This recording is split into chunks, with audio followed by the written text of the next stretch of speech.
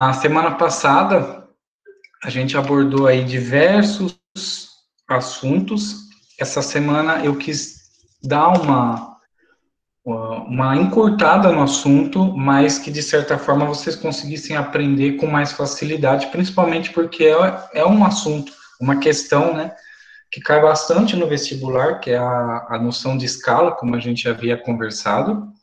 E a gente vai trabalhar um pouquinho também com relação às linhas, né? Principalmente as linhas de curva de nível, que a gente chama de linhas isoípsas. Mas, primeiramente, a gente vai começar com a nossa aula de atualidades. A primeira aula de atualidades vai envolver tanto a aula passada como a aula de hoje. E aí, nas próximas semanas, a gente, além da disciplina de geografia, a gente vai trabalhar também a aula de atualidades. A minha tela já está apresentando. Eu peço para vocês que, se acaso vocês tiverem alguma dúvida, tem um botãozinho de microfone que fica bem aí embaixo. Aí vocês clicam ele e me chamam, que aí eu paro de falar para ouvir vocês, porque eu não consigo interagir com o bate-papo. Vamos lá. Bom, a gente vai discutir, então, a questão de atualidades. E vamos começar com um assunto não muito comum, não é muito falado, porém corre o risco de cair no vestibular, que é com relação à Covid-19. Só espera um minutinho, porque eu não autorizei você estar aqui. Pronto. Bom, gente, só deixa eu organizar aqui. Tá, isso, que coisa mais linda.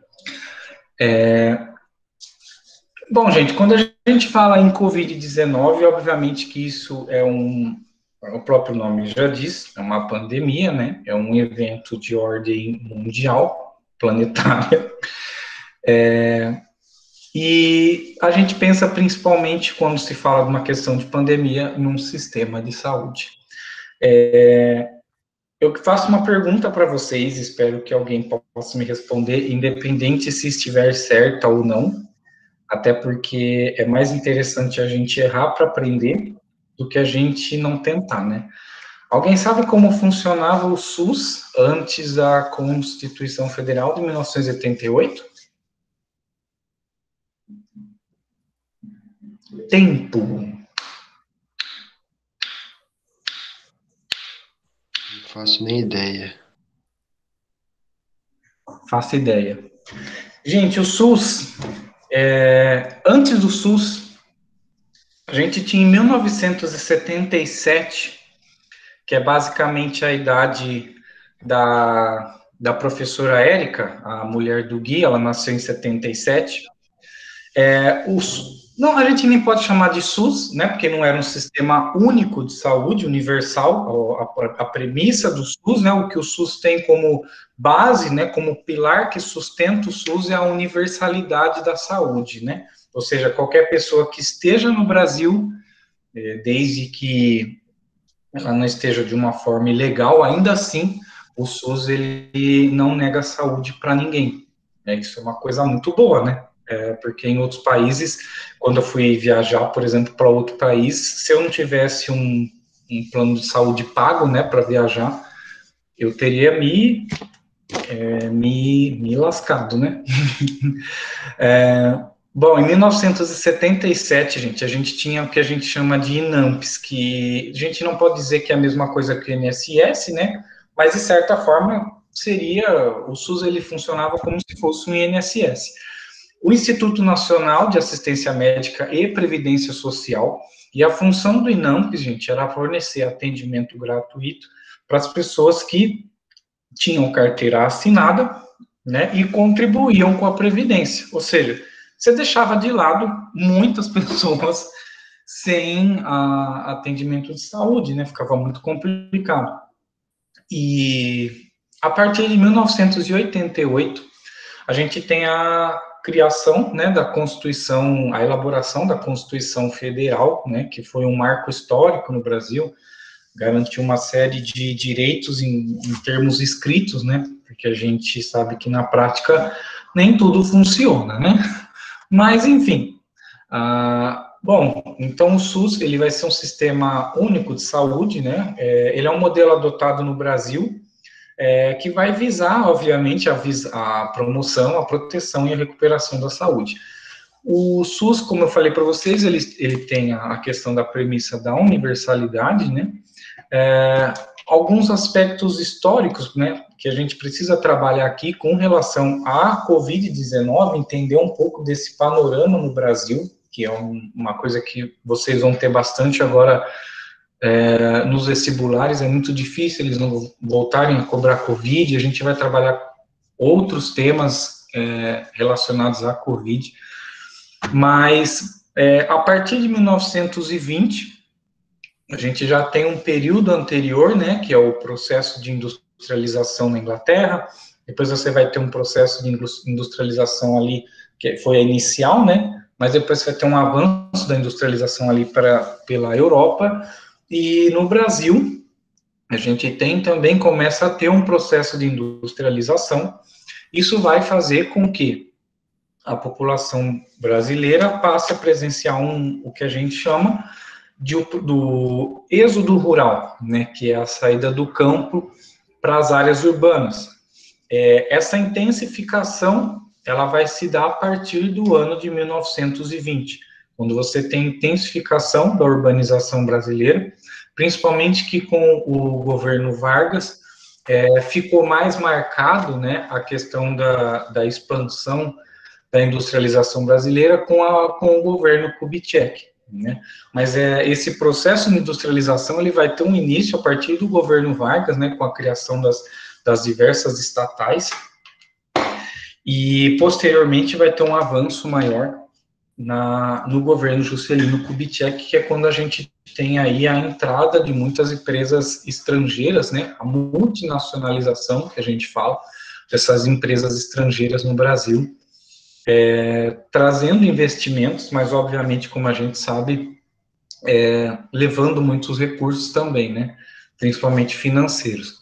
O Brasil até então, até um período anterior, ele era um país conhecido como um país que importava muita matéria-prima, né, importava muita mão de obra, inclusive, e por isso que foi necessário a gente ter, então, esse avanço, porque senão, né, obviamente, o Brasil seria muito no prejuízo, né, em relação às outras nações, né, aos outros países que estavam também adotando o mesmo processo. Bom, o fato da gente ter essa intensificação da urbanização brasileira, o Brasil, ele passou por um processo de colonização, né, da conquista do território americano, né, pelos europeus, e com isso fez com que, em relação ao desenvolvimento desses países europeus, a gente ficasse bem atrás, né? Não é que o Brasil não tem nada hoje que não seja um exemplo de referência lá fora, a gente tem muita coisa, mas, ainda assim, a colonização, a escravização, principalmente dos indígenas que aqui estavam, juntamente com os africanos, que hoje compõem aí essa mistura, né, de cores no Brasil, eles vão ter um impacto muito grande na constituição da formação da população brasileira, e como vocês sabem, a população indígena e a população africana, que foi escravizada, eles tinham menos direitos, a gente pode dizer que às vezes nenhum direito em relação à população branca europeia, que vivia, vamos avançar um pouco, vamos pegar lá a época do café, né, que você tem ali um começo de finalização de escravização, senão a gente vai voltar muito para trás, que tinha uma quantidade muito pequena de direitos, para não dizer nada. E quando você tem a distribuição de terras no Brasil, essa distribuição, ela foi uma distribuição concentrada, né, porque ela pegou principalmente a a população branca europeia que já estava ali, né? Ou seja, a gente teve concessões aí para vários de terras, né? Para vários nobres. É muito difícil comparar, mas assim, para vocês terem uma ideia, às vezes uma pessoa era dona de uma fazenda que, se hoje a gente fosse delimitar essa fazenda, ela iria incluir, por exemplo, a cidade de Americana, Limeira, Cosmópolis, para vocês terem uma ideia de como funciona isso. Para quem não é do Brasil, para quem não é do Brasil, valeu. Para quem não é do estado de São Paulo, que não entende muito, não tem uma comparação, sei lá, a gente pode pegar o estado do SUS aí, né, de Santa Catarina, pega Santa Catarina, pega a parte de Curitiba, era um tamanho territorial imenso, né, que essas pessoas tinham terra. E isso foi fazendo com que a desigualdade social no Brasil, que já existia, né, desde aquela época, ela se expandisse ainda mais, né, porque o pouco direito que foi conquistado por essas pessoas, ainda assim não colocava elas em pé de igualdade com a população branca, no caso, né? E aí, conforme a gente tem a questão da desigualdade, a ocupação brasileira ela vai dar em maior parte na área litorânea, próximo à área litorânea do país.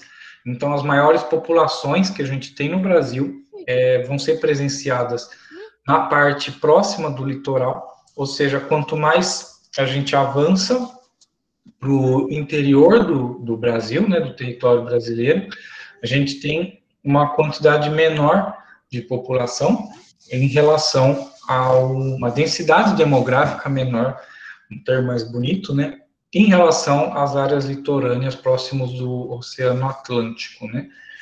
E por conta disso, né, por conta dessa instalação próxima do litoral, o processo de industrialização ele vai se dar em maior parte ali, se deu maior parte, obviamente, na região sudeste, que antigamente a gente tinha a capital do Brasil no Rio de Janeiro, depois ela foi transferida bem mais para frente para Brasília, mas ainda assim que foi transferida para Brasília com a intenção de também aumentar e povoar mais o interior do Brasil, ainda assim isso não fez com que Brasília ganhasse a mesma importância que a região sudeste, né? Que ficava próxima aos portos, né? Tem toda essa questão de estar próximas aos portos de navegação, né? De transporte, escoamentos de mercadorias. Além disso, a região sudeste ela é conhecida por ter materiais de construção, rochas, né, que agregam materiais de construção uma quantidade bem maior do que no resto do território brasileiro, não que não tenha. Então, ela foi inicialmente concentrada. Esse tipo de característica faz com que, de certa forma, o poder público entendesse que um maior investimento teria que ser feito, né, nessas regiões onde você tem, então, o maior adensamento urbano, né? Como vocês sabem, a urbanização brasileira, ela foi feita de uma forma muito acelerada, ao ponto de que, além o desinteresse do poder público em investir na urbanização, né, foi de uma forma muito rápida. Então, além do desinteresse, era impossível, quando você já tem populações habitadas, sua casa construída, você querer consertar a questão da canalização, para onde correm os rios. Ficou, apesar de a gente ter, obviamente, algumas mudanças bem estruturais, a cidade de São Paulo, por exemplo, hoje, né, ela funciona basicamente toda em cima de rios, não é à toa que a gente tem os alagamentos e tal. E esse tipo de característica fez com que, de certa forma, aumentasse a proliferação de doenças, né? Pensar que essa questão de saneamento básico, por incrível que pareça, é um assunto, parece clichê o que eu vou falar, né? Mas, assim, é um assunto tão básico, né? A pessoa tem um esgoto e uma água tratada em casa, mas ainda hoje no Brasil, nem 63% do nosso país tem saneamento básico, né? Então, para vocês terem uma ideia. E além de outras questões, essa diferença, né, a maior parte das rodovias do Brasil, né, 63% das rodovias pavimentadas no Brasil, elas se concentram na região sudeste, e apenas 27% em relação ao país inteiro não é pavimentado. É pavimentado, quer dizer, né, 27% de 100% de rodovias no nosso país, para vocês verem a diferença e como que essa quantidade de gente, esse investimento de industrialização impactou na quantidade de infraestrutura que foi colocada. E isso, de certa forma, quando a gente está conversando, a gente está falando de uma industrialização que ela é concentrada. Então, inicialmente, a industrialização brasileira ela vai ser concentrada na região sudeste, e a partir de 1992, a gente passa a ter, por meio do governo Fernando Henrique, né, a desconcentração industrial. É quando você tira, né, essa total produção da região sudeste e você vai avançando para o resto do país. O Brasil passa a adotar esse processo. Então, hoje, não necessariamente os estados são tão dependentes da região sudeste como era antigamente, né, onde basicamente você pegava uma boa parte do PIB, né, da região sudeste e distribuía para os outros estados. Então, esse é uma coisa que eu já quero desmistificar, né, mas, assim, essa coisa que muitas pessoas falam, às vezes não sabem, mas é em tom xenofóbico, de que São Paulo é o pulmão do país. Esse tipo de coisa não cabe mais hoje, né, principalmente porque em 1992 o Brasil ele passa a sofrer o processo de desindustrialização. Mas ainda assim, isso não impede de você concentrar a maior parte da renda ainda na região sudeste, na região sul também. A gente pega uma parte do nordeste, principalmente as grandes capitais, né, do litoral, e esse comportamento vai dizer muito com relação à concentração de renda, quando a gente vai avançando mais adentro do território brasileiro, vai pegando ali parte do centro-oeste, que, principalmente pela questão de Brasília, você tem um aporte financeiro muito grande ali no Distrito Federal, por conta da União tá ali, do governo tá ali, do Banco Central tá ali, enfim. Mas ainda assim, nada se compara com a quantidade o aporte financeiro que gera ainda na região sudeste, né? Com isso, a maior parte da população vai se concentrar próximo dessas áreas litorâneas, que é onde tem a maior parte de infraestrutura, por conta desse processo, e, de certa forma, vai acabar fazendo uma geração maior de empregos, né? Por isso que a gente diz da questão do êxodo rural, e também, ao longo do tempo da história do Brasil, vocês sabem que a gente teve a migração, né, de pessoas da parte do norte, nordeste, do centro-oeste também, para vir trabalhar e ajudar a construir o estado de São Paulo, né? Depois, mais para frente, a gente tem a questão do centro-oeste também, e uma coisa que me entristece muito, né, porque a forma de agradecimento que, às vezes, o estado de São Paulo faz, e a Brasília fez com essa população carente que veio trabalhar, é muito ruim, né? A maior parte da população que ajudou a construir Brasília não mora próximo do Distrito Federal, mora em regiões isoladas, periféricas, né? Enfim, foi retirada, foi convidada a se retirar. Por exemplo, se a gente pega o Distrito Federal daquele lugar, porque era uma visão de que isso iria poluir essa imagem que Brasília queria passar de uma cidade planejada, né? Principalmente o Distrito Federal. Se tratando de Covid, gente, isso impacta muito, porque quando a gente analisa, por exemplo, esse mapa, eu acho até interessante eu tentar dar um zoom nele. Deixa eu ver se eu consigo abrir ele aqui. Não. Ai, capeta, cadê o... Bom, enfim, eu acho que eu vou ter que dar zoom no... Não. Volta aqui, ó. Não vai dar zoom nessa imagem. Bom, eu vou tentar pegar pelo site do G1, que é a mesma imagem. Gente, como a gente trabalhou a aula passada, e aí é interessante agora trabalhar com vocês também, de forma bem mais clara, a gente tem aqui a distribuição de médicos pelo Brasil. Esse inferno não vai dar zoom, porque ele é um corno, mas enfim. Não sei se vocês estão conseguindo enxergar isso, vocês estão conseguindo enxergar esse mapa? Sim. Sim? Sim. A gente tem aqui uma média brasileira de habitantes por médico inscrito no Conselho Federal de Medicina, né? E esse número dá de 470 habitantes, né, por médico no Conselho Federal de Medicina. Quando a gente percebe o seguinte, né, a dependência de médicos, as cores mais clarinhas, elas representam uns números menores, e as cores mais escuras, elas vão estar representando aqui números maiores, né, ou seja, a gente tem uma dependência com a quantidade de população que é dependente de médicos, né? Então, aqui em São Paulo, a gente tem uma concentração muito maior de médicos, né? Ou seja, a maior parte dos médicos se concentram aqui, próximo da região sudeste, pega um pouco do sul, aqui no nordeste ainda é um número um pouco mais baixo em relação ao resto do país, né?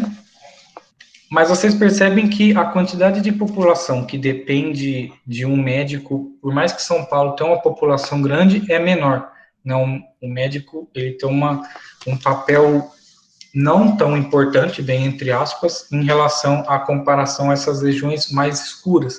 Então, por exemplo, aqui você vai ter 353,3 médicos para cada uma proporção de habitantes, né? Quando a gente vai avançando mais para o interior do país, apesar de que aqui na região da Bahia, isso envolve também muito o papel que os estados têm na ampliação do SUS também, né? Mas quando a gente pega, por exemplo, quando a gente vai avançando mais para o interior do país, esse número você tem uma dependência de 953,3, porque a quantidade de médicos é menor, então você tem uma dependência bem maior de médicos em relação à região sudeste.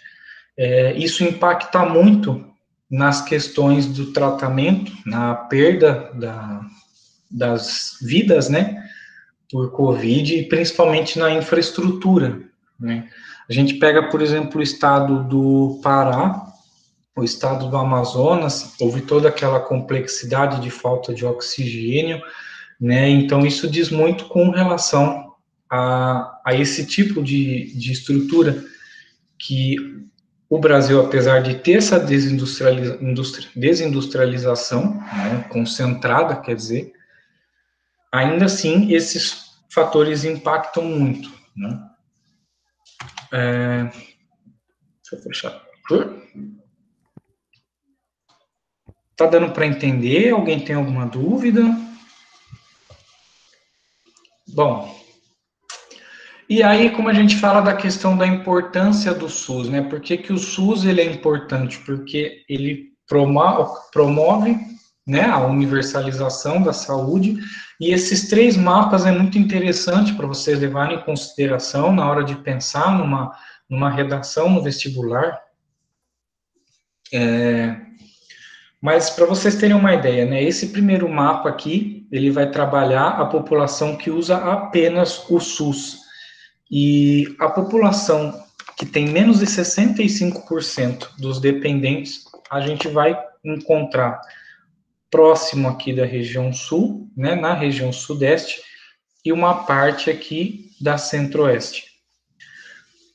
Quanto mais a gente avança, tanto para norte do país como também para o Nordeste, esse número ele já tem um elevado aumento, né? Ou seja, a população que usa bem mais o SUS, entre 65% e 80%, e mais que 80% na região norte aqui e na região nordeste, né?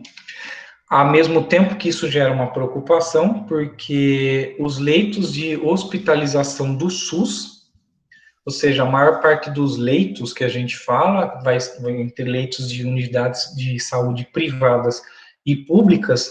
Em São Paulo, a gente tem uma quantidade aqui próximo do Sudeste, né? A gente tem uma concentração bem menor de leito do SUS, né? Ou seja, você tem uma quantidade bem menor de hospitais privados em relação às outras regiões, né? Que aqui você já começa a ter uma dependência do SUS, de leitos do SUS bem maior. A gente tem aqui na questão do estado do norte, que pega uma boa parte aqui também na questão do centro-oeste e o Pará, que é o estado bem maior aqui, uma concentração também muito grande aqui na região nordeste, não tanto nas áreas litorâneas, principalmente porque quanto mais a gente vai afastando-se aqui da Bahia, a gente vai chegando no sertão baiano, né? Que tem características não muito favoráveis à densidade demográfica, e por conta disso você tem uma dependência um pouco maior. Então, como que essas questões históricas, elas interferem hoje no nosso presente? E as vagas de UTI do SUS em relação ao total do sistema. Então, a gente tem que as vagas do SUS, maior parte, também vai no mesmo panorama. Pega um pouco do norte, você tem aqui a região sudeste, uma dependência também aqui em parte da região nordeste, para vocês terem esse tipo de comparação, como esses aspectos históricos, eles interferem no panorama da saúde do Brasil, né? E, obviamente, que o que a gente vê é que a maior parte de saneamento básico, né, de tratamento de água, enfim, vai acontecer principalmente nessas áreas mais urbanizadas, né? Ou seja, o tratamento de saúde, ele acaba sendo bem mais necessário em regiões onde, na verdade, você tem uma ausência, né?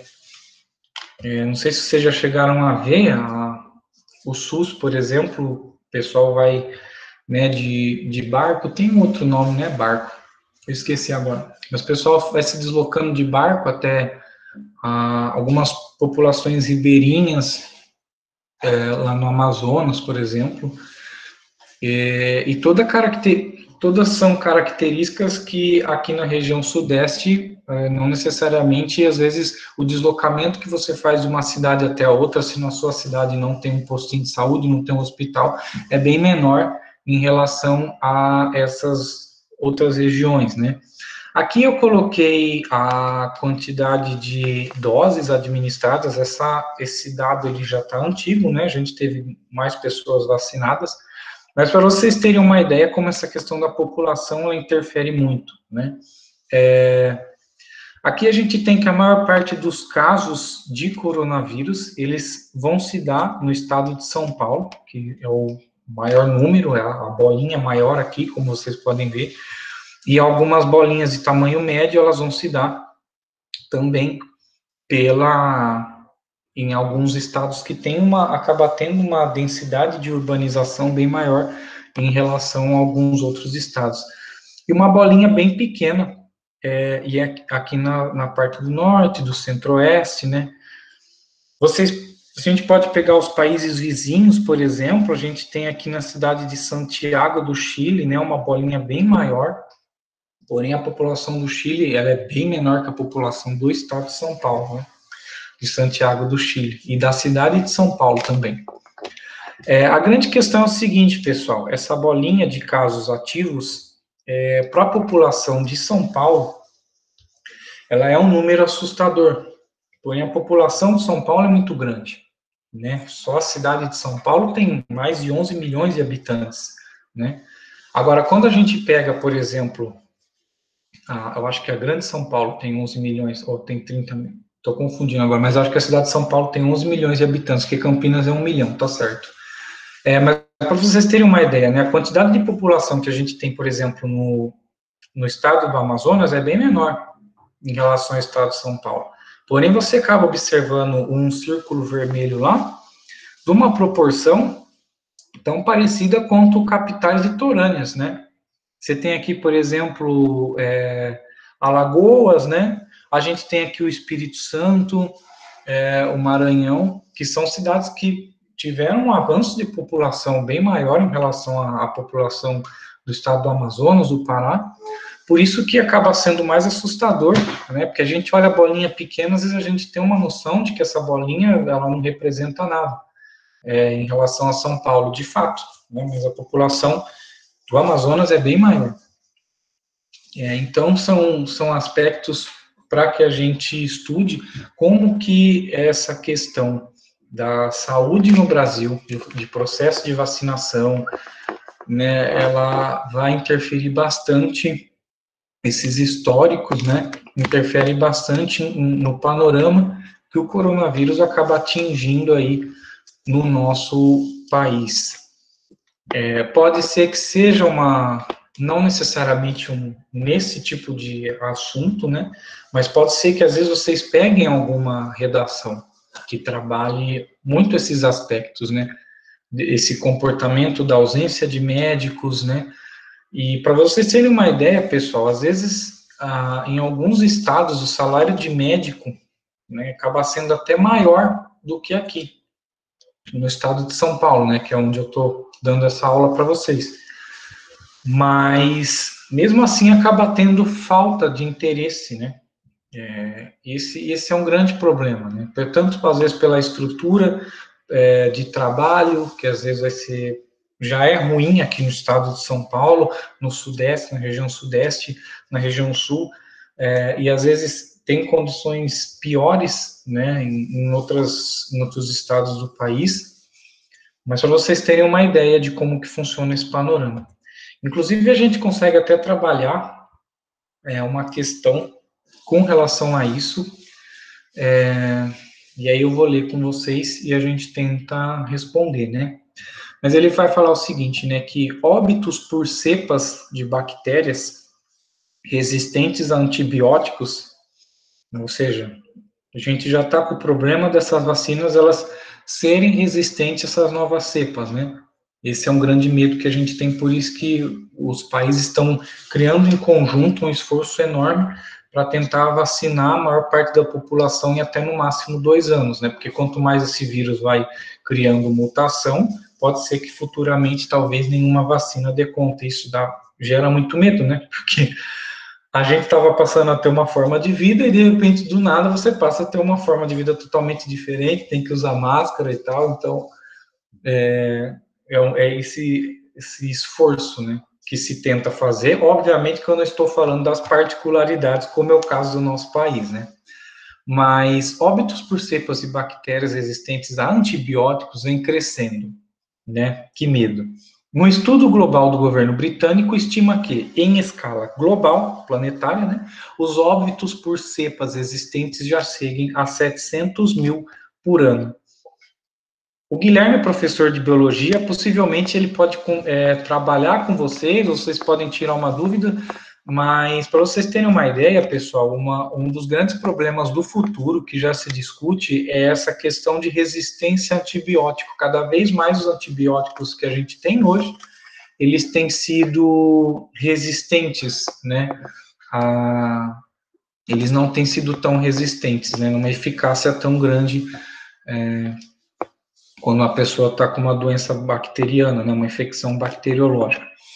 E as coisas têm piorado, né? Além das bactérias, já estão surgindo fungos resistentes, como a Candida auris. Qualquer solução passa por um esforço multinacional de ações coordenadas. O crescente número de governos isolacionistas e até antidarwinistas não dá razões para otimismo. Há urgência. O estudo britânico calcula que, se nada for feito, em 2050, as mortes por infecções resistentes chegarão a 10 milhões ao ano. Assustador, né? Como se a gente já não tivesse muito problema para resolver, né?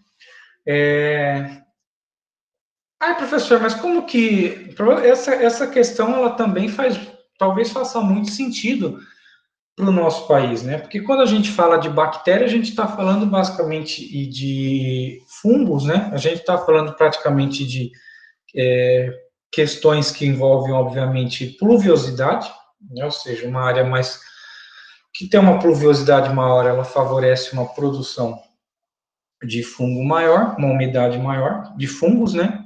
Mas não só essa não é uma questão principal. A questão principal é que a gente fala da questão do saneamento básico, que é um mecanismo que impede bastante essas doenças, né, essas infecções causadas por bactérias, né? Ah, não venham perguntar para mim se leptospirose é causado pelo vírus, pela bactéria, porque eu não lembro, viu, gente? Mas eu acho que é bactéria, leptospirose. Se o Gui tiver na live aí, me ajuda, mas eu acho que é bactéria. Mas, enfim, isso causa uma grande preocupação, né? Principalmente num país como o nosso, como eu falei, a questão do saneamento básico, a coleta de lixo, né, não é uma coisa que acontece de forma eficaz. Aí a pergunta fala o seguinte: o autor expressa preocupação com o fato de que as soluções para o problema apontado passam por um esforço multinacional em face ao crescente número de governos isolacionistas. Por quê? Né? A letra A fala que as áreas de menor índice de desenvolvimento socioeconômico são as únicas atingidas devido à falta de recursos empregados em saúde e educação. Não. Elas podem ter até um avanço, né, um aumento, um número talvez mais considerável, mas isso atinge o mundo inteiro. Então não faria muito sentido. A letra B, as cepas existentes surgem exclusivamente nos países que se negam a aderir a acordos sanitários comuns, constituindo ameaças globais. Não necessariamente. Não necessariamente. Pode acontecer no mundo todo. As facilidades, às vezes, são países que têm uma população maior, né, que tem uma capacidade de transmissão e disseminação maior em relação a países que têm uma população menor, mas não necessariamente isso quer dizer que vai surgir em algum lugar ou outro. Os desafios atuais, que é a letra C, em meio ambiente e saúde, são globais e soluções dependem de adesão de cada país aos protocolos internacionais. Bacana. Letra D. O comércio internacional é o principal responsável por espalhar doenças nesses países, tornando-os vulneráveis, apesar de os programas de vacinação terem alcance mundial. Não necessariamente é o comércio internacional, né, gente? Até porque a gente está falando de uma questão de isolacionismo, né, principalmente na questão de saúde, né? A pesquisa nesta área é de âmbito nacional e, portanto, novas drogas não terão alcance mundial. Bom, é aquilo que a gente voltou a falar. A questão que parece mais adequada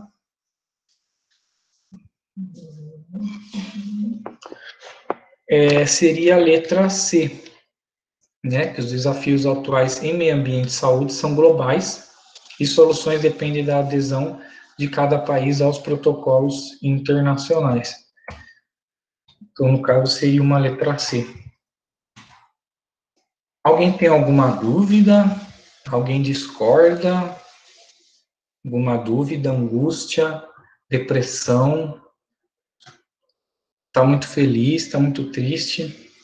Fala comigo, gente! Bom, então agora a gente vai partir para a aula de geografia. Geografia física. Professor, Oi. peraí. Calma, nossa. Veio um monte Eu de tô calmo. mensagem agora. Dá uma olhada no chat. Oi? Você pode só falar qual que era a alternativa da última, que eu acabei não pegando a letra. A alternativa? É, A letra A seria áreas de menor índice de desenvolvimento socioeconômico, são as únicas atingidas devido à falta de recursos empregados em saúde e educação.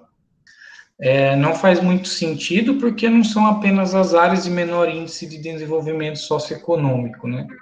A gente está falando de um problema que ele é global, né?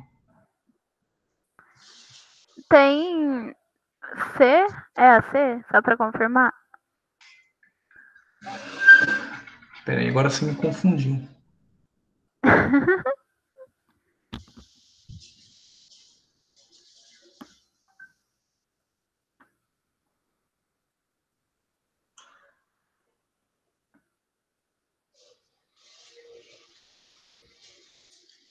Aqui ele está falando que é o seguinte, né? A gente tem governos isolacionistas e até antidarwinistas, ou seja, né, que eles vão ter uma restrição em relação a uma negação em relação a expandir acordos entre países, né?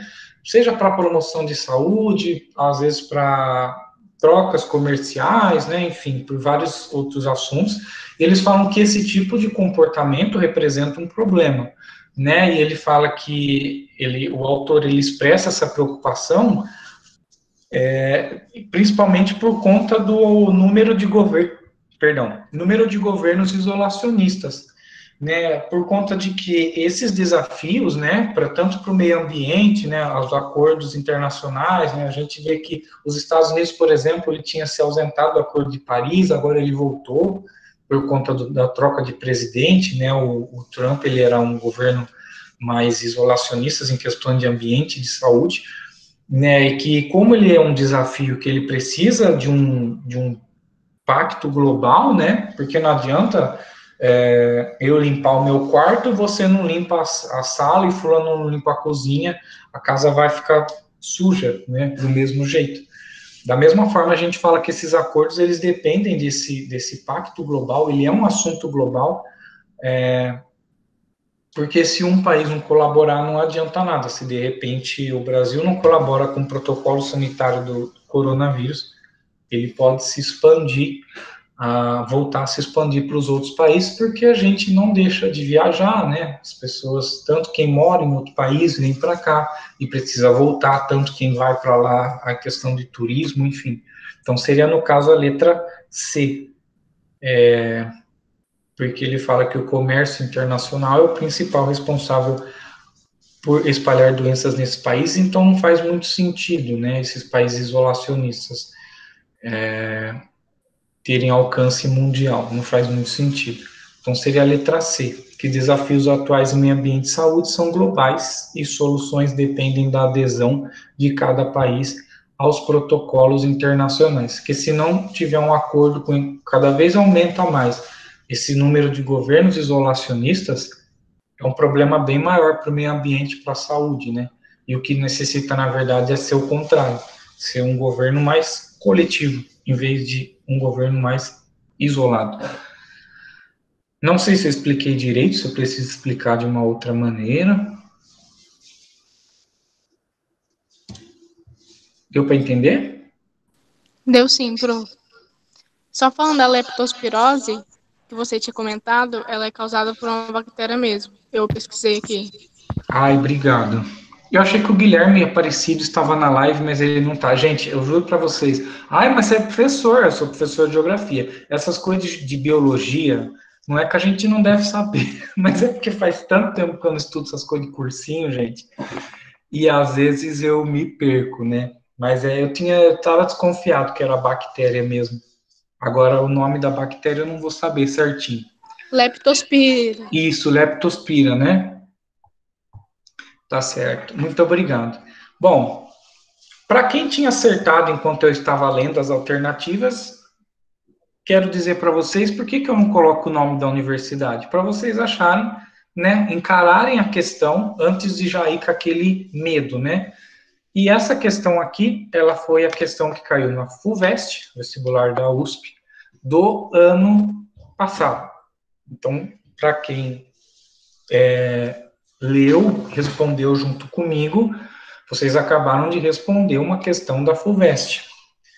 Nossa, professor, sabe bosta isso? É questão fácil? É, gente, é a FUVEST. Essa é uma questão da FUVEST. Para vocês irem perdendo esse medo, né? Bom, como eu tinha falado para vocês, eu deixei essa aula aqui de cartografia para a gente trabalhar de uma forma bem mais profunda em alguns aspectos que caem bastante no vestibular, no Enem, tanto em geografia física, na verdade em geografia, né? Mas também caem às vezes na parte de matemática. Obviamente que o intuito aí não é descobrir a escala geográfica, né? Bom, a escala geográfica, como a gente estava trabalhando na aula passada, né, ela tem a função de representar em quantas vezes uma realidade que eu tenho, né, ou seja, a realidade que eu tenho, que seria o espaço geográfico, em quantas vezes o espaço ele foi reduzido, né, a realidade, né, o que a gente enxerga ali, ela foi reduzida para caber num papel. Né, ou seja, ela vai representar a relação de proporção entre a área real e a representação. Então, nós temos dois tipos de escala, que no caso, a escala numérica, onde a gente vai ter o numerador que representa a área do mapa, e o denominador que vai representar a área real. Não necessariamente, pessoal, a escala numérica, ela tem unidade, ela vai trabalhar com unidade. Obviamente que os exercícios, eles vão pedir para a gente interpretar como centímetros, como metros, né, como quilômetros, mas não necessariamente a escala numérica, ela tem unidade. Então, quando a gente trabalha com escala numérica, se eu estou trabalhando com centímetros, todo o meu exercício tem que ser trabalhado em centímetros. Se eu estou trabalhando em quilômetros, tem que ser trabalhado em quilômetros, a não ser que ele peça uma conversão. Aqui, no caso, a gente tem uma escala de 1, né, um numerador, né, que é uma área do mapa, ela vai ter uma representação de 50.000. Né? Possivelmente aqui a gente vai trabalhar com metros, quilômetros, né, poderia ser. E a gente tem a escala gráfica. A escala gráfica, ela já é uma escala que vocês vão observar bastante em mapas, né, vocês observam bastante em mapas. E para vocês terem uma ideia aqui, a gente tem que, essa escala está querendo dizer que a cada 1 centímetro a gente teve um avanço de 50 metros. Esse 1 centímetro representa, na realidade, 50 metros, esse 1 centímetro do mapa, né? Ela funciona existem vários tipos de desenhos de escala. Essa escala aqui de cima, vocês percebem que ela é feita por esses risquinhos, e a escala aqui de baixo, a gente tem que ela tem essa forma mais desenhadinha, e preto em cima, branco embaixo, mas ambas transmitem a mesma função, que é dizer que a cada 1 centímetro que eu avanço no mapa, ele vai equivaler a 50 metros. Se a gente fosse trabalhar com 2 centímetros, ou seja, eu teria 100 metros, e 3 centímetros eu teria 50, 100, 150 metros, né? Se ficar alguma dúvida, pode me parar para perguntar. Bom, então, aqui eu coloquei uma questão um pouquinho mais fácil, né, só para vocês começarem a se interagir do assunto. O exercício aqui, ele pede qual a distância em metros, né, entre o ponto A e B. Ou seja, ele me forneceu a escala aqui, né, ou seja, de 0 a 1 centímetros eu tenho 50 metros, e aqui no caso ele colocou que a distância entre o ponto A e o ponto B seria de 6 centímetros. Então, se em 1 centímetro, né, uma coisa que eu falo para vocês, pessoal, toda vez que a gente vai trabalhar com escala, é imprescindível que a gente destaque o negócio de tamanho aqui, a unidade de comprimento aqui, a medida de comprimento, se é centímetros ou se é metros. Por quê?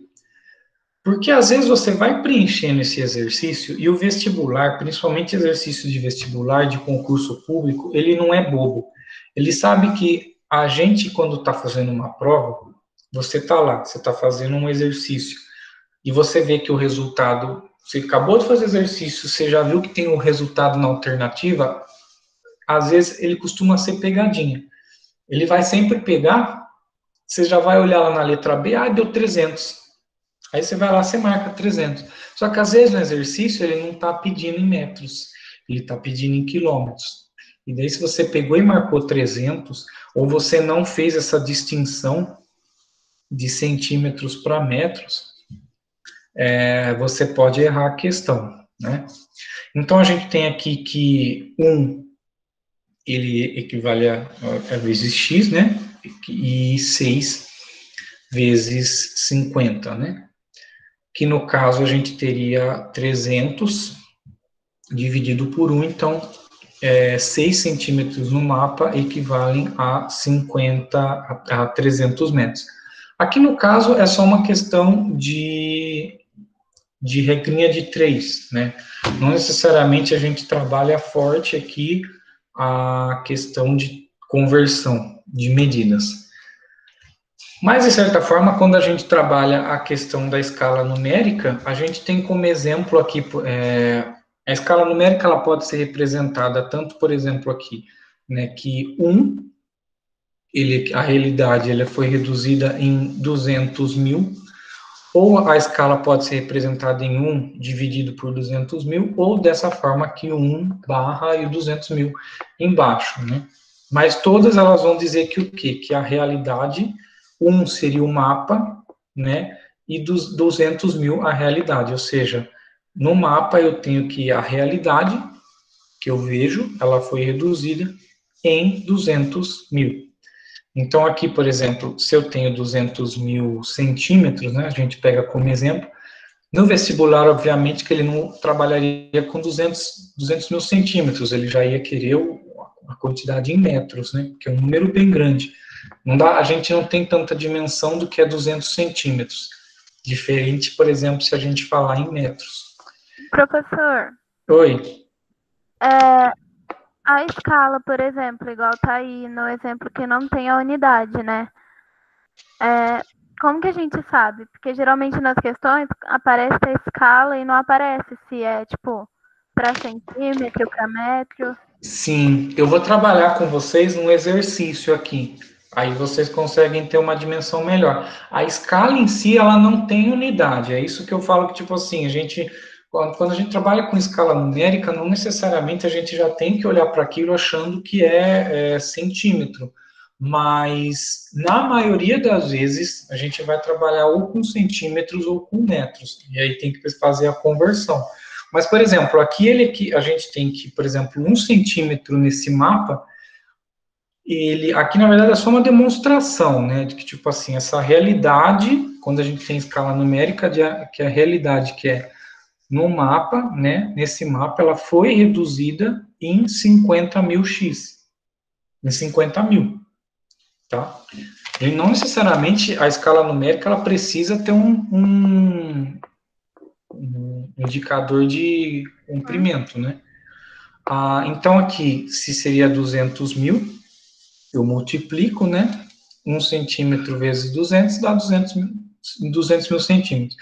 2 centímetros equivaleria a 400 mil centímetros na realidade, e 5 mil centímetros, se a gente avançar, vezes 200 mil, equivaleria a 1 milhão, que é o prêmio que a Juliette vai ganhar. Aí, pessoal, é uma coisa que eu falo. Vocês vão decorar muita coisa no vestibular. Mas se eu posso dar um conselho, tentem guardar essa tabelinha aqui, né? Quanto um metro equivale em centímetros, né? Ou seja, como é que funciona essa tabelinha? A gente tem, a princípio, a gente vai trabalhar aqui a questão de potenciação, né? O que eu vou ensinar aqui para vocês, pelo amor de Deus, vale para geografia, não vale para matemática. Não me chega o professor de matemática e fala, mas o professor falou que é só fazer assim. Não, gente, ele vai dar um jeito de explicar para vocês que não é assim. Mas para cartografia, para escala geográfica, isso funciona, tá bom? Bom, então a gente tem aqui que o denominador de metros, né? Eu vou ter o quilômetro inicialmente, o hectômetro, o decâmetro, o metro. A gente tem o decímetro, o centímetro e o milímetro. Quando a gente vai do centro para esquerda, o numerador, ele aumenta 10 a primeira, 10 a segunda e 10 a terceira. Metro seria 10 a 0, que na potenciação, não sei se vocês sabem, mas quando um número ele está elevado a 0, ele é igual a 1. Por isso que aqui eu coloquei, se vocês quiserem anotar, porque depois vocês vão confundir, por isso que aqui eu coloquei 10 elevado a primeira. Mas por conta de que não existe número elevado a 0, tem que ser no mínimo elevado a 1. Mas então a gente vai avançar de forma positiva, 10 a primeira, 10 a segunda, 10 elevado a terceira, metros, decâmetros, hectômetro, quilômetro. E aí depois a gente vai ter da nosso centro para a direita, esse número ele vai negativando no caso, né? 10 a menos 1, 10 a menos 2, 10 a menos 3. Bom, o que acontece, pessoal? Se de repente eu quero saber quanto um metro equivale em centímetros. Quando eu faço essa tabelinha, ela vai ser muito fácil. Por quê? Se eu quero saber quanto um metro equivale, eu coloco o 1 aqui embaixo do metro, e daí eu vou contar, vou colocar 0 até o momento que eu chego na unidade de medida que eu quero. Então, aqui no caso vai equivaler a 2 zeros, né? O decímetro e o centímetro. Ou seja, 1 metro vai equivaler, obviamente, a 100 centímetros. E se fosse o contrário, se eu quisesse saber quanto 100 centímetros equivalem a 1 metro, né? Aí, no caso, eu colocaria o 1 aqui, né? Quanto 1 centímetro... Não, quanto... Ai, me confundi aqui. Se eu quisesse saber quanto 1 centímetro equivale, né? A 1 metro. Aí, então, no caso, eu colocaria 100 centímetros equivale a 1 metro. Aí, no caso, eu colocaria o 1 aqui ao invés do 0, e aí eu já vou 0 e 0. Como a gente está falando de números de potenciação, quando o 0 ele está aqui na frente, a gente coloca a vírgula na frente do primeiro 0 aqui, né? Finge que aqui tem um 0, tá, gente? Nesse 1. E a gente coloca a vírgula aqui, e aí depois 0, 1. Deu para entender? Tá muito confuso? Só falar assim. É que eu não estou vendo o chat. Inclusive, se alguém quiser que eu leia o chat, só me chama aqui no microfone. Mas a gente vai pegar, por exemplo... Bom, aqui a gente tem, como eu falei para vocês, se eu quero, por exemplo, sair de centímetros para quilômetros, eu vou reduzir... eu vou acrescentar 5 zeros, né, da direita para a esquerda, né, e o contrário vai para cá. Aí que entra a questão da matemática, pessoal. Porque na matemática não necessariamente vai funcionar dessa maneira. Só vai funcionar aqui, tá? Se eu quero, por exemplo, saber quantos centímetros equivale em decâmetro, aqui no caso, a gente... mas eu não sei quantos zeros. É só você acrescentar. Então, aqui no caso, ele vai ser 10 a menos 3. Porque ele foi de centímetros para quilômetros. Então, ele vai ficar negativo. De mesma forma, se a gente fosse de quilômetros para centímetros, ele ficaria positivo. Então, aqui no caso, como eu tenho... se eu quero saber quanto 100 mil centímetros equivale a 1 quilômetro, então, no caso, a gente poderia supor que a gente tem o 1 aqui, né? E aí vai. Não, o 1 aqui, e aí vai 1, 2, 3, 4, 5. E a gente vai cortar, então. 1, 2, 3, 4, 5. Vocês estão vendo aqui embaixo na minha setinha? E ele vai me dizer que equivale a 1 quilômetro.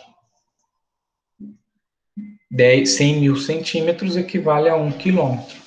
Você vai inserindo os zeros, entendeu? E aí depois é só cortar a quantidade de zeros. A gente vai fazer umas questões com relação a isso, e eu vou ver se eu consigo marcar com vocês uma reunião durante a semana, e aí a gente vai fazer bem mais exercícios de escala, né?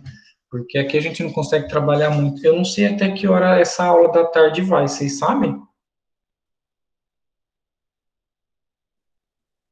Começou 1h40, então vai até as 3. Até às 3? Acho que é. Ô, louco? É. A aula vai até as 3 mesmo, 3 em ponto. Aí daí tem intervalo das 3 às 3h10. Ah, beleza, beleza. Vai até às 3? Ai, não, é porque eu olhei aqui no... Desculpa, é que eu olhei aqui no celular, eu vi 1h44, mas não faz muito sentido se a aula começou 1h40. Não, mas beleza. Desculpa, Agora gente. são 2h44, certo? Não, é que... gente, passou dos 25, você já começa a fazer aquele tipo de coisa, de falar aquele tipo de coisa. Ah, mas eu nunca tive, sabe? A gente vai envelhecendo, principalmente em anos gays, né? Porque 25 anos em anos gays equivale a 85, né? Ou seja, já sou do grupo de risco, já tomei vacina, né? Bom, então, com relação à escala, a gente vai ter, não sei se na matemática o Leandro vai trabalhar com vocês, ou um outro professor, o Kenji, não sei, mas quando a gente trabalha com relação de escala, pessoal, a gente tem uma relação inversamente proporcional, né? Ou seja, quando eu estou falando de uma escala grande, quando a gente está trabalhando com uma escala grande, que, por exemplo, a gente pega o número de 1 para 100, né? Com a minha setinha aqui, de 1 para 100, a escala ela é grande, porém a área que eu delimito ela é pequena. Um exemplo claro do que eu estou falando é quando a gente pega uma planta de uma casa. Eu tenho uma área pequena, porém eu tenho uma escala grande que vai me dar bem mais detalhes, como eu coloquei aqui, o aplicativo Waze. Vocês imaginam se o aplicativo Waze utilizasse uma escala pequena, que eu tenho uma área enorme, mas eu tenho pouco detalhe. A gente ia se perder na rua, né? Principalmente quem vai para a Marginal Tietê, em São Paulo, que já com uma escala grande, né? Já se perde, imagine uma escala pequena. Uma escala pequena, vocês percebem que o numerador ele é maior. Por isso que é inversamente proporcional, né?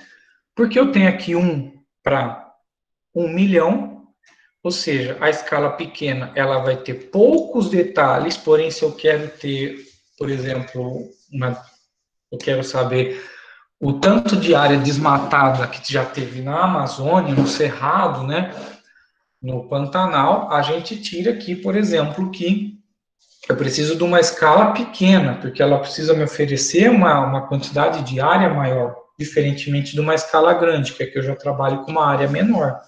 Já é mais interessante quando eu quero dar um zoom.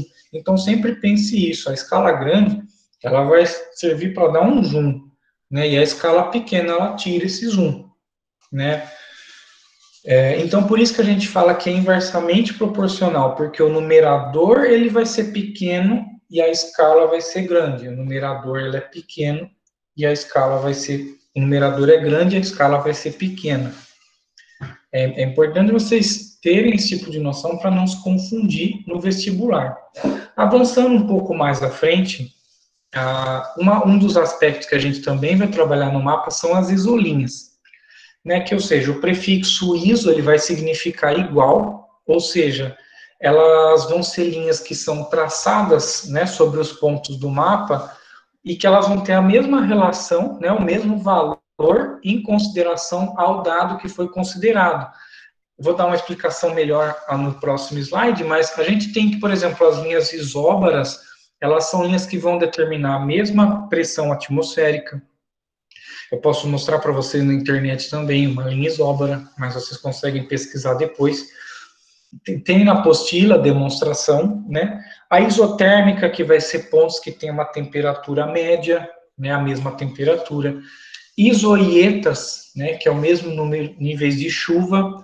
Preciso decorar isso, professor? Não, você não precisa decorar isso, né, tá? Mas é importante que vocês olhem no mapa e vocês busquem na internet o que é uma linha isobara, isobárica, o que é uma linha isotérmica, para vocês, quando chegarem no vestibular, não confundir uma linha com a outra, né? Mas não precisa decorar isso, o nome disso. O vestibular não vai cobrar. Ah, como é que é o nome daquela linha lá?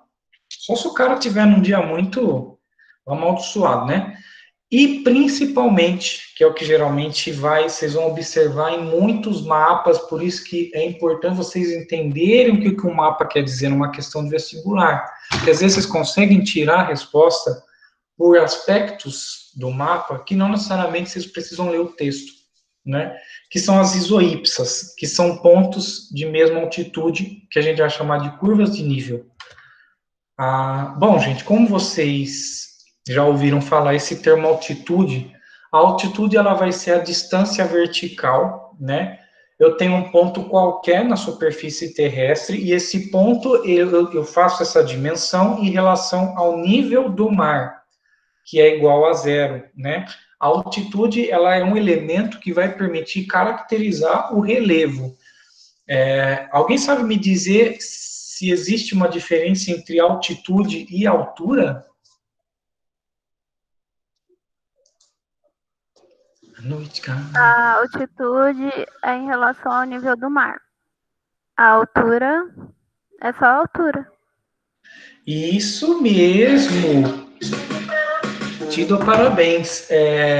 Bom, é isso mesmo. A altura, gente, ela é em relação a qualquer ponto, né? Eu até coloquei um exemplo aqui para vocês terem uma ideia. Aqui a gente tem o nível do mar, né? Que ele equivale a zero, e aí você vai tendo, você vê que essa linha vermelha aqui representa o nível do mar, e aqui a gente vai trabalhando a altitude, diferentemente da altura, que não necessariamente você leva em consideração o nível do mar, mas o que a gente leva em consideração é qualquer ponto que a pessoa esteja, aí eu quero saber a altura do ponto A até o ponto B, não necessariamente ele está levando em consideração o nível do mar aqui embaixo, ele está levando a distância entre o ponto A e B, tá? Diferente se eu quiser saber, por exemplo, qual a altitude daquele morro que fica lá não sei na onde, aí, de fato, ele vai ter 1.000 metros, tá? 1.000 metros. A altura aqui é de 300 metros, e a altitude, ela é de 1.000 metros, porque a gente leva em consideração o nível do mar. Se não ficou claro, eu posso explicar. Bom, aqui a gente tem um exemplo, né, de... Desculpa, dá licença. Você pode explicar de novo, por favor? Tá. Quando a gente está falando de altura, a gente está falando de qualquer ponto que eu tenho na superfície em relação a outro, mais elevado. Então, aqui no caso, se eu quero saber a altura do ponto A para o ponto B, eu não necessariamente, se você olhar minha setinha, a gente está trabalhando aqui com o nível do mar. Então, a essa distância entre o ponto A e B, a gente entende como altura. Agora, quando a gente trabalha com altitude, a gente leva em consideração o nível do mar, que é essa faixa, esse risquinho vermelho aqui, que compreende o início do oceano aqui, né, da praia, do oceano. Vocês estão vendo essa risquinha vermelha aqui? Que ela leva em consideração o nível do mar. A altura, eu posso saber qual que é a altura do ponto B até o ponto D. Que aí eu estou querendo saber da distância vertical. Mas quando eu estou falando de altitude, em qualquer ponto, mas quando eu estou falando da altitude, eu também estou falando de uma distância vertical, só que aí eu levo em consideração o nível do mar. Então, aqui, a gente tem que o cara queria saber, vamos supor, eu quero saber a altura que tem do ponto A, que é o pico, né, até o ponto B. Se você olhar aqui, de 600 para 900, a gente tem uma diferença de 300, né, que 6 mais 3 dá 9. Então, seriam 300 metros de altura, do ponto A até o ponto B. Isso a gente entende como altura. Agora, por exemplo, se eu quero saber a altitude, eu tenho que levar em consideração o nível do mar. Eu não posso começar daqui do ponto B, porque a altitude, ela leva em consideração o nível do mar. Então, aqui, no caso, se eu quero saber, por exemplo, a altitude desse morro aqui, no caso, ela teria, vamos dizer assim, 950 metros de altitude, porque ela precisa, quando se fala de altitude, levar em consideração o nível do mar, que está aqui embaixo. Deu para entender? Deu sim, prof. Obrigada. De nada. Eu já estou acabando, tá, pessoal? Bom, então aqui no caso é o seguinte, aqui a gente tem uma isoípsa. Quanto menor o círculo que eu tenho, significa que mais alto é esse meu relevo, né? Quanto mais espaçado, significa que ele vai perdendo, ele vai se tornando mais, perdão, eu falei errado. Quando a gente traça quando a gente observa esses círculos, quanto mais círculos pequenos eu vou tendo, significa que mais íngreme e mais alto vai se tornando, tá? Quanto maior, significa que ela vai cada vez mais se tornando plano. Eu vou dar um exemplo mais claro aqui para vocês.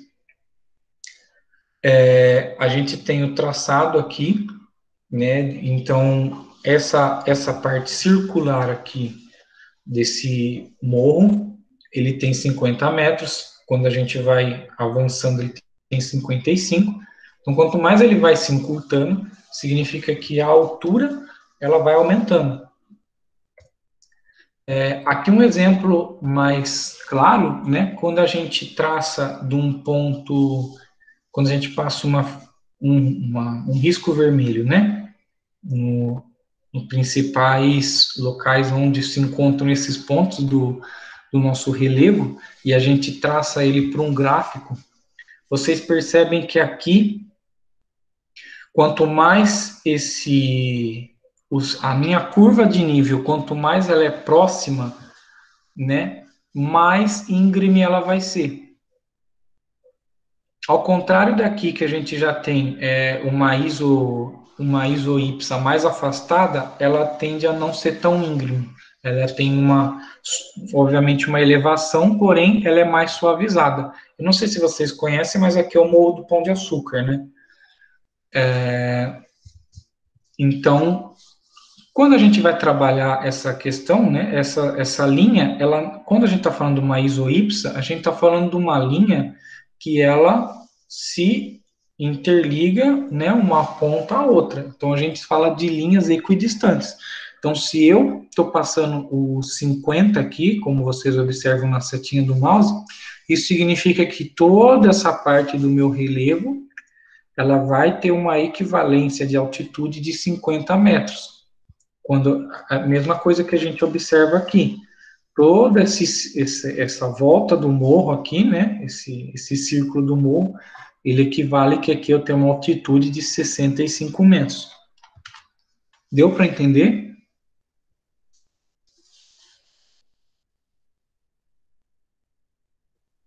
Deu. Ninguém respondeu? Mais ou menos, assim, mas... É tipo, essas bolinhas, então, é a altitude. Aí cada bolinha é uma parte do morro, é isso? Isso, elas representam a nossa distância vertical, né? Então, quando a gente tem que as linhas, né, as curvas de níveis, elas são muito próximas uma das outras, como você está vendo aqui, 200, 250, 300, 350, quando eu transfiro isso para um gráfico, você percebe que o relevo ele vai ser mais íngreme. Tá? Ele vai ser mais Pontudo. Aí quando isso. é, tipo, bem distante, tipo, sei lá... Quando ela já se afasta, né, quando ela vai tendo um afastamento não muito próximo, aqui você percebe que a gente teve uma elevação, aqui no caso está dizendo, né, que aqui vocês podem observar de que a minha altitude, conforme eu vou avançando aqui, ela vai subindo, né, e aqui você tem aqui a altitude também, você tem um aumento do Morro da Urca. É que eu não tenho a foto do Rio de Janeiro aqui, senão eu mostraria. do Pão de Açúcar. Eu tenho uma elevação, porém ela é bem mais suavizada em relação a esse outro lado aqui do Morro do Pão de Açúcar, né? Que é aquele mais famoso que a gente conhece, o ponto mais famoso. Acho que Eu não, deu para entender. a gente vai trabalhar um exercício, mas basicamente, se vocês repararem assim, quando a gente quer trabalhar uma agricultura mecanizada, vocês acham que é interessante a gente trabalhar mais próximo do ponto B ou mais próximo do ponto A? É o quê? Quando a gente quer trabalhar uma agricultura mecanizada, né, com máquina e tudo, vocês acham mais interessante a gente trabalhar no ponto A ou no ponto B? Seria mais interessante. Acho que no B.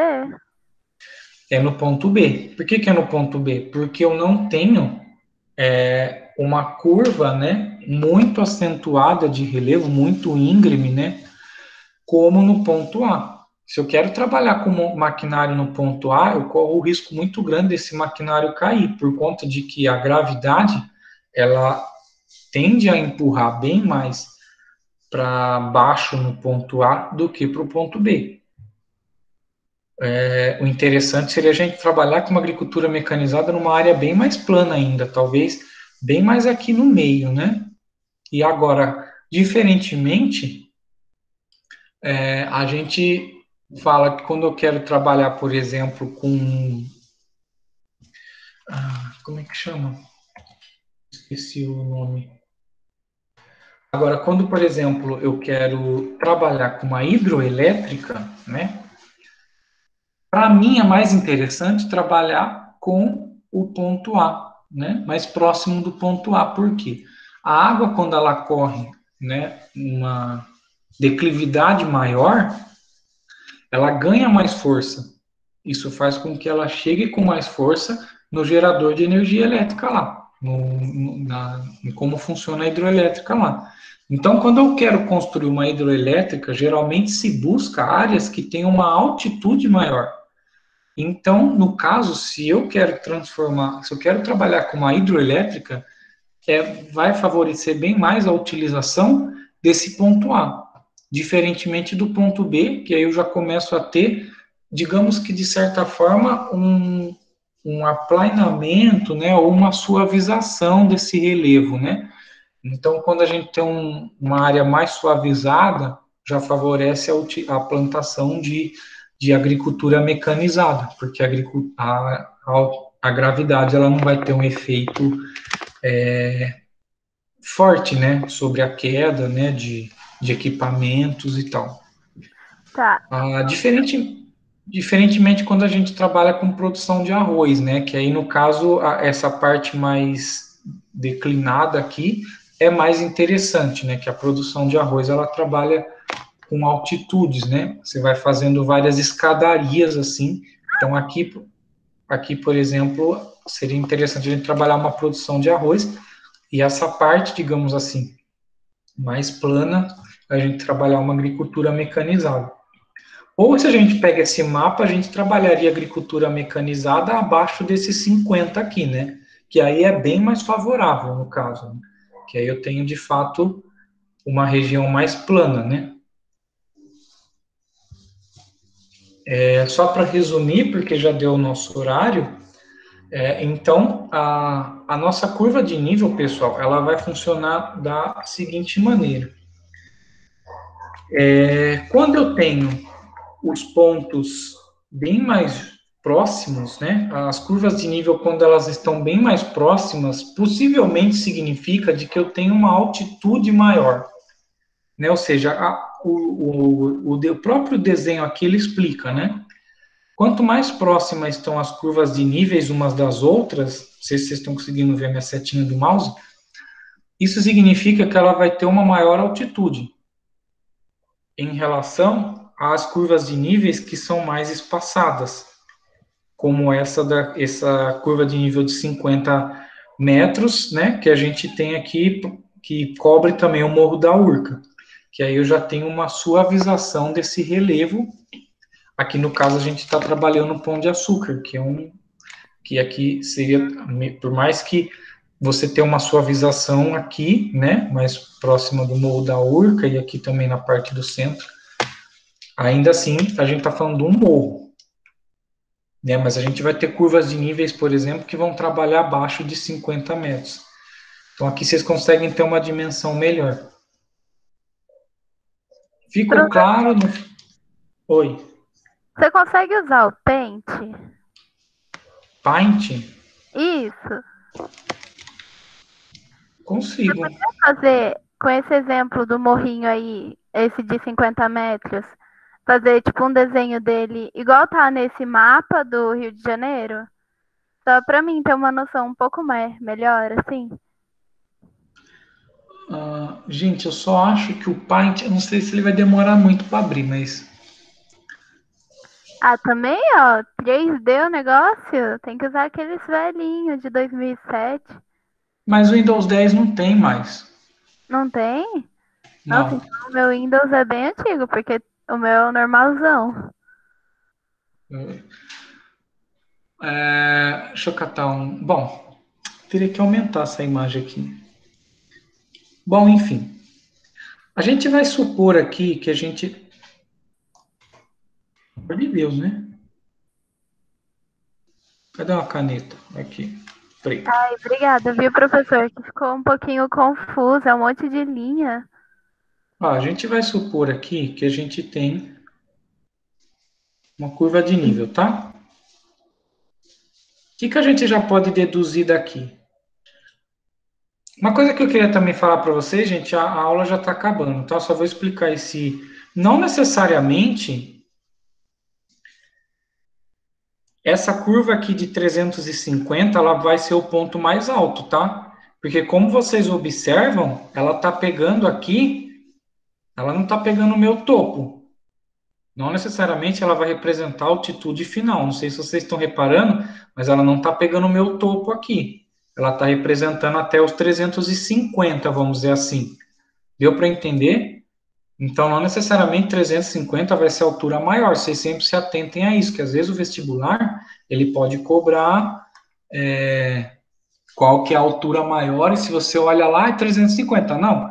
Às vezes ela vai ser denominada por um asterístico, né, de que é o cume, né, o ponto, e aí a gente vai desenhar, então, aqui ela já tem uma diferença, né? Vamos fazer assim. Um abacate. Nossa, eu para desenho sou igual o Guilherme para namorar, sou uma tragédia. Bom, aí, pessoal, o que acontece? A gente tem que pegar a maior parte das curvas de níveis, não é? Então, a gente pode traçar vai ficar torto mesmo, tá, gente? Mas finge que isso daqui tá reto. A gente vai traçar onde pega a maior parte das altitudes, tá? Então, se a gente vai converter isso num gráfico, nossa, é que eu teria que aumentar essa folha aqui. Pode ir com calma, professor. Fica tranquilo. É que eu teria que aumentar essa folha aqui. O ruim é que... Olha! Não vai dar. Bom, enfim. A gente vai começar a traçar, né? Então, vou fazer um gráfico aqui. Gente, eu acho que vai ficar pequeno, tá? Vai ficar feio. Mas, enfim, vamos supor que aqui tem 600 metros, né? Então, a gente começa... Não pode ser aqui. Cadê a borracha? Aí você vê, muda o programa. Tela. Eu quero... Como aumentar isso? Não, só dá zoom. Ai, que corno. Gente, eu vou ter que fazer menor esse desenho aqui. Pera aí. Beleza. Aí. Nossa, como sai daqui? Sai daqui, capeta. Achei. Estamos aprendendo. Bom, Vai, fazer um... professor. Fica tranquilo. Oi? Pode ir no seu tempo.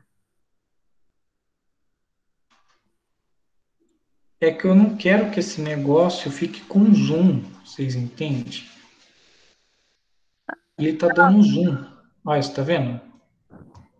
É que você. A opacidade ali, professora, a opacidade.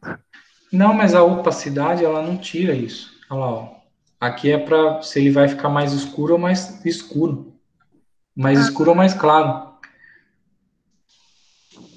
Deixa eu ver se eu mudo a espessura. às vezes é o pincel que você escolheu. Caneta lá. Ah, vai ser essa daqui mesmo. Tá melhor.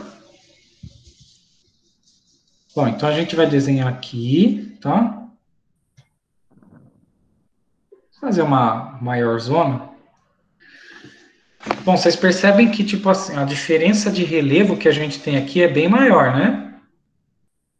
Enquanto aqui eu tenho um relevo que começa a ser mais íngreme, aqui eu vou ter um relevo bem mais plano, né?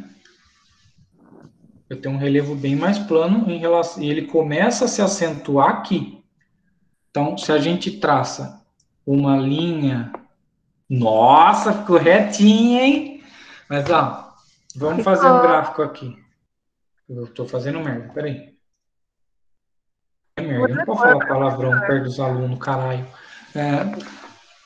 Bom, então, a gente vai ter, sei lá, vamos tacar que aqui é 300. Finge que vocês leram 300 aqui, 300, 400, enfim.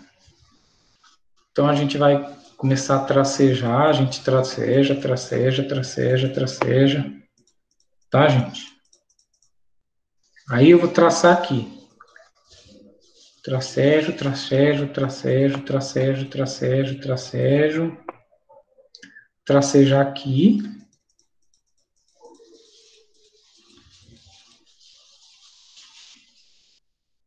Aqui.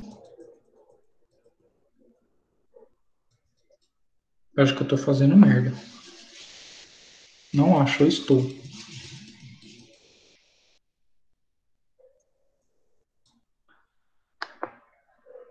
Peraí. Peraí que eu acho que eu tô fazendo merda. Deixa eu ver uma coisa. Ah, gente, eu entendi. Os pontos aqui, não vai dar certo o que eu tô fazendo. Peraí. Nossa, eu vou ficar 3 horas aqui esperando você voltar, meu filho. Bom, a gente vai ter que determinar aqui uma altitude, tá bom? Então, olha aqui para mim, tá? A bolinha menor vai ter 600. A bolinha maior, a segunda bolinha vai ter 400. A terceira bolinha vai ter, não, 800 a menor. Essa daqui vai ter 600. Essa 400, não, tem que ser 1000. Essa daqui vai ter 1000. Essa daqui vai ter 800, 400, 600. Não, 1.800, 600, 400, 200, tá bom? E o meu 200 ele vai começar aqui, tá? Aí essa daqui que ela é 400, ela vai começar aqui. Essa daqui que é 600, vamos supor que ela começa aqui. Essa daqui, ela é 800, ela vai começar aqui. E essa daqui que é 1000, a gente pode... vou deixar ela aqui, tá, gente? Mas finge que o desenho tá melhor. Bom, como eu falei para vocês, elas não têm a mesma altitude. Então, quando a curva de nível ela tem a mesma altitude, aqui no caso, então, ela vai ser 1000 também. Aqui vocês lembram que é 800, então ela vai ser 800, tá bom? Aqui vai ser, né, 600, 800, 600, 400, que vai ser essa daqui, e eu tenho 200, que começa aqui. Então, daí a gente vai fazer agora a tarefa de ligar os pontos. Ó, finge que aqui tinha 200, 400, 600, 800 e 1000, tá, gente? Finge que tem esses números aqui. Então, a gente vai ligar os pontos. Então, a gente está ligando os pontos aqui. E eu tenho, então, um morro. Deu para entender? Então, Acho que vocês agora percebem... Oi? Agora deu, é tipo o diâmetro de cada altitude. Sim, vocês percebem que quanto mais a gente foi, quanto mais a curva de nível, ela iria, o círculo, vamos dizer assim, entre aspas, né? Esse aspecto de círculo, ele ia se reduzindo, a nossa altitude ela vai se aumentando, entendeu? Porque eu vou chegando cada vez mais próximo do topo. Então, quanto mais próximo, como era o caso aqui, a gente percebe que o relevo ele é bem mais declinado. Ele tem uma declividade maior. Então, por exemplo, é igual a gente trabalhar a questão da hidrelétrica, de queda d'água, né? Quando você tem uma ruptura muito brusca do relevo, e daí você faz com que aquela água ela caia daquela maneira como se fosse uma cachoeira, né? Aqui no caso o exemplo mais claro fica de uma hidrelétrica. E aqui, como a gente vai afastando, né, o círculo, o relevo ele vai cada vez mais se suavizando e a altitude ela tem a altitude cada vez mais ela vai demorar para cair, né, no caso, né? Então aqui vocês percebem que já começou a ter uma suavização e não necessariamente uma queda brusca, como a gente teve aqui. Ficou claro? Vocês têm, e é aquilo que eu falei para vocês lembram? A gente chama esses pontos de equidistantes.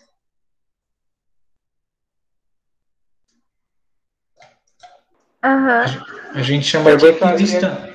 Eu gostaria que você explicasse novamente, mas sem a roupa, se for possível. Eu acho sem que a roupa atrapalhou um pouquinho. Sem a roupa? Quer que a gente explique? Coisa linda. Nem lembra de mim, né? Sem a roupa. Ai, que delícia. Pronto. Tá ótimo agora. Bom, gente, ficou claro, porque a minha aula já acabou faz tempo. Vocês têm direito, todo trabalhador tem direito ao descanso, tá? E aí na próxima aula a gente vai avançar no conteúdo, tá bom?